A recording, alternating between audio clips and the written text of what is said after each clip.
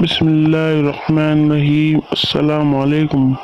ہر حاجت پوری ہونے کا وظیفہ۔ اگر آپ کوئی حاجت جو کہ پوری نہیں ہو رہی اور قرض کسی بھی قسم کی حاجت ہو، انشاءاللہ عمل کی برکت سے آپ کی ہر جائز حاجت پوری ہوگی۔ سب سے پہلے 5 وقتی نماز پابندی کریں اور رزق حلال کا اہتمام کریں۔ یہ عمل آپ نے منگل کو شروع کرنا ہے اور 7 دن تک کرنا ہے۔ جب آپ سو جائیں تو باوضو ہو کر 100 مرتبہ یا حسیب پڑھ لیں اور بالآخر ایک بار درود شریف پڑھیں۔ اگر آپ حاجت پہلے دوسری یا کسی بھی دن پوری ہو جائے تو پھر بھی آپ یہ عمل 7 دن تک جاری رکھیں۔ جب آپ یہ عمل کر لیں تو انشاءاللہ تعالی آپ کی ہر جائز حاجت پوری ہوگی۔